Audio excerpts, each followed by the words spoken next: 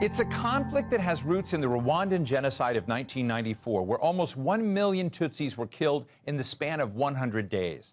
The ethnic tensions between Hutus and Tutsis spilled over into the Democratic Republic of Congo, and Rwandan forces have been involved along the border. Earlier this summer, U.S. President Donald Trump reached a framework agreement between both sides, who hashed out the details over the past few months, and they've now come back to Washington to sign this deal. In this special episode, I caught up with the president of Rwanda, Paul Kagame, and I asked him about Washington's engagement with this conflict and with Africa. Mr. President, very good to see you again, and thank you for joining Al Jazeera for this show. Look, we're on the verge of you signing a major agreement with the DRC, with President Trump, that people are calling a historic agreement. What makes this agreement so important from Rwanda's perspective? Well, the story about the conflict goes a long way, many years, and we have never had anything like this where there is focus, there is attention to this level, where the two leaders of the two countries, Rwanda and DRC, have come to meet with the President of the United States, who has paid attention to this program. And the amount of visibility, energy, maybe pressure, and to resolve this problem has never been like this before. And then the basis on which it is being addressed is also interesting. It really touches elements that are fundamental if one wants to address this conflict, starting with understanding the root cause, but also building on the three elements they brought up, which is political, security, economic. I think it captures everything, at least in terms of the theory. What remains is the practice or the implementation part of it. That's where always the complications arise from. What is different about this moment with President Trump's involvement in this administration? Well, I should say, there are two different situations where the narrative is about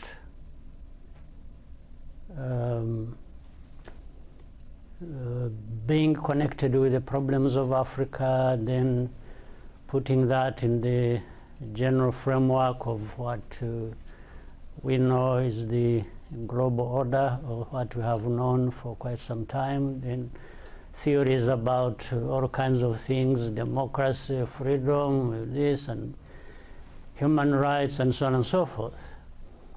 But for many years, we have seen that these have remained just stories and theories, but in practice, you don't see that translate into improvements of many countries or people's lives, say, on our continent.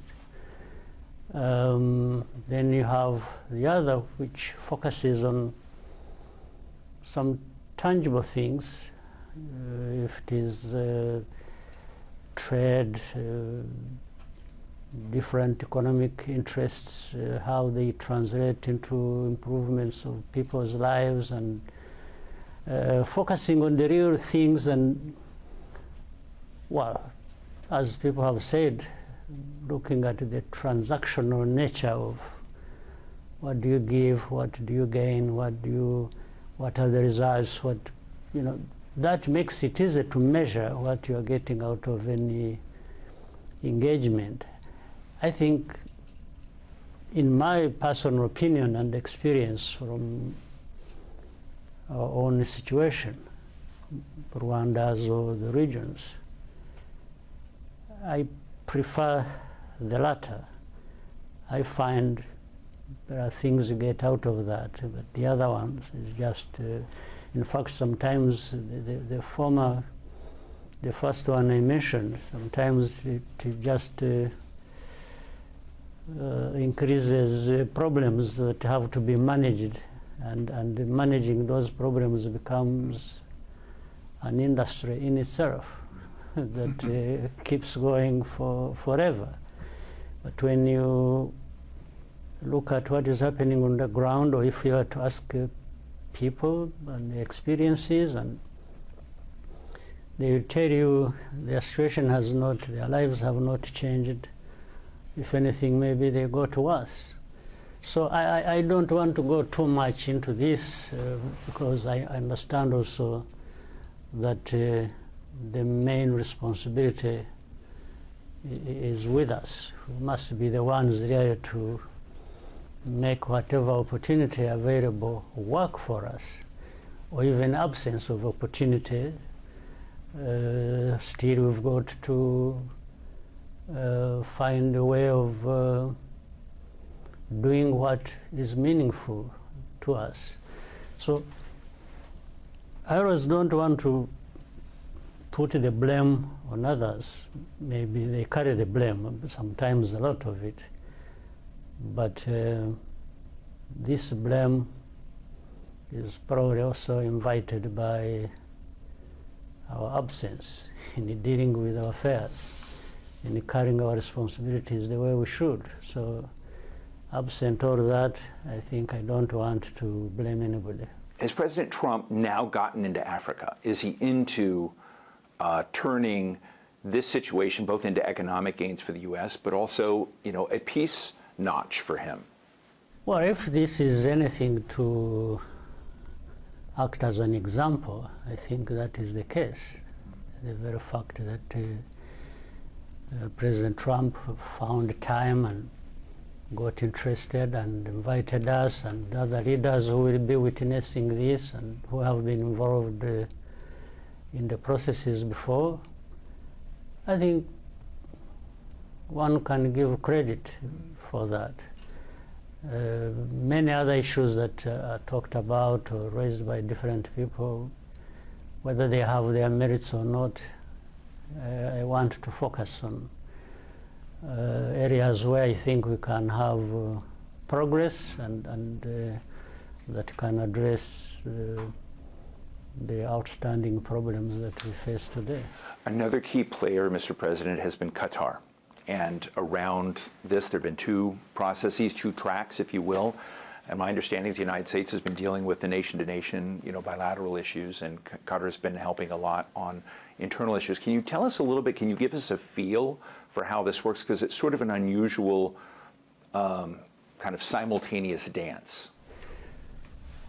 So, fortunately, fast forward, we were able to separate this. The internal dialogue matters went to Qatar, and that came following my meeting with President Tshisekedi in Doha, by the way, on his own request.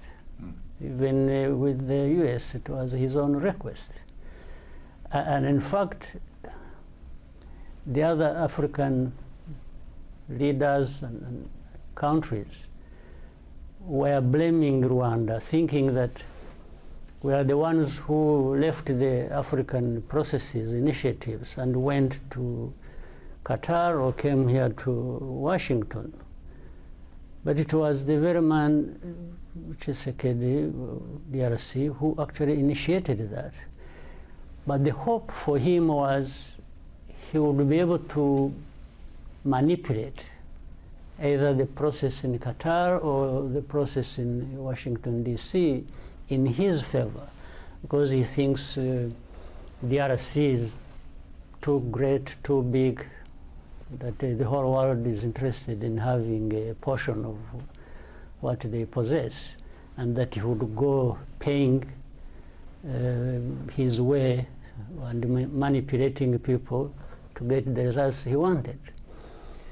So, but when it came to us, and we were invited to participate either in Doha and here in Washington, we always came forward, but we told people what we thought were the facts and the fundamental issues that must be addressed if we are to look at the root causes. So that's how we ended up having FCM 23 in Doha, talking to government, and in here it was DRC talking to Rwanda, but also in a regional framework. That's why there will be these leaders who have been invited to witness this. So what DRC all along thought they were going to manipulate ended up, as a matter of fact, being separated so that we don't miss out anything that was important. So Doha, very important. Qatar has been near the forefront in trying to bring conflicting parties together, not only in our region, but you are aware of many other places where they have played a very important role. And they are continuing to do so. They are available, they have resources to put to that, and want really peace. So we are happy that these things have been moving forward. So just real quick, I'm just interested in what your gut feeling is. On one hand, you're going to sign an agreement with President Trump, President Tshisekedi, that is about the national issues. And do you trust Tshisekedi's ability to actually control that section of all the currents going on in eastern DRC? Well, first things first. I think that we are here and are agreeing to sign an agreement to deal with the matters. That is very important, and it is the first step to be taken. And some agreements have been reached in Doha as well, in Qatar. That's very important. So that means we are now trying to move the next steps and move forward. That's where, of course, the devil is in these details. But we'll face all of that as we move forward. But as I said, first things first. And that one, we are here, we are going to discuss, we're going to sign an agreement. I hope that both Qatar and the United States will continue to accompany this process and see what is happening for what it is. And I'm sure if they find Rwanda is to blame for anything, they voice it, they come to us, they say, should we be doing this, and this is not what we agreed. And hoping the same will happen to DRC, because we have had experiences where DRC has been reaching an agreement with different parties, including ourselves, and the next day after agreeing, they are saying the opposite. And it has happened not once, not twice, not 3 times, but more. So we know we have to face this. You know that is likely to happen. But it shouldn't divert us from the actual direction that is on a good start, and that we have to move forward. So we keep step by step seeing what we need to do. Mr. President, the new great race in Washington is the race with China. Concern about dependencies, worry about critical materials, worries about national security and economics. And I know that a big part of your evolving relationship with the United States are critical material sales. You produce tungsten, tin, other key materials.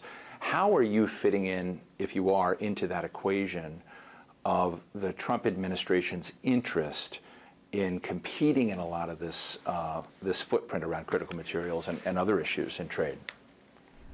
Well, I'll not talk much about the competition that is going on across the world. It's too much for me to carry on my shoulders. I just I can make an analysis for you and move on, but I won't waste my time on that.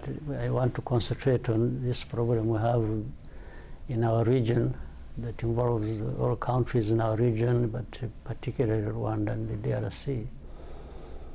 You know, people have falsely believed that everything that DRC is known to have is only in the DRC, nowhere else. So if you talked about minerals in Rwanda, and they do exist, people would just say, no, this is not Rwanda's, it is from DRC. Like you have said, whether tungsten, tin, tantalum, it's all of these exist in Rwanda. In fact, of super quality, much better than you would find in other places, like tungsten. I think we are now number 4, I'm told, in the world, if not first in Africa. We produce that, and this came to our knowledge for quite some time. We have had a company that is US-based, Trinity Metals, that actually made the findings and has invested over a long time and has been mining and always improving on how much they can process within the country and so on and so forth. So this has now come out clearly that whatever we have in this area has nothing to do with the DRC. It is Rwanda's. Even other areas, we have beryllium, we have other critical minerals, lithium, and so on and so forth. These are essentially critical minerals, and have some gold. Maybe Congo, DRC, has more gold than we do, but we have gold. So it can't be seen that every gold we... The price is high right now. Yes, that every gold we export is coming from DRC. But if anything, the neighboring countries, the other neighboring countries to DRC, actually from DRC through those countries, there is much, much bigger volume than anything that goes through Rwanda. But Rwanda is always picked on, and that relates to this conflict and other problems I've had in history. Just trying to play a blame game against Rwanda and then cover up everything else that goes on under that, like even support for FDLR and many things that happen. But this includes some international players. When we are talking about this, we don't just mean Burundi, Uganda, or whatever, no. We mean these big countries in the Western Hemisphere. They are part of that. And the way they play the game of covering up for FDLR and the tragedy that happened in Rwanda and try to apportion, responsibility elsewhere is staggering. You can't understand why that would happen. And then this translates also then in the blame game around minerals or lack of stability in our region. But if you look at also the whole region, we have protected our country, we have continued to grow it and made sure that we are not part of the instability or the source of it, because you can't do that at the same time you want to create a better environment for yourself. So, but people keep dragging us into this for their own reasons I don't understand. President Trump has defined himself as a person trying to achieve peace in a lot of different conflicts. Do you think that President Trump, that you, President Tshisekedi, should be given some consideration by the Nobel Peace Prize Committee? No. Well, others could be considered, not myself. I don't think I'm there. How about President Trump? I don't think I'm there or there yet, so I reserve it for. But why not? President Trump, given what he has done in a short time and trying to stabilize things, the effort he has here put into it, knowing that some of these things, by the way, you wouldn't find answers to these complex problems as an individual, even powerful as the United States is and the President of the United States, you cannot deliver results alone. So that's why some of the things, the failures arising out of them, that's why I said we are the ones to blame.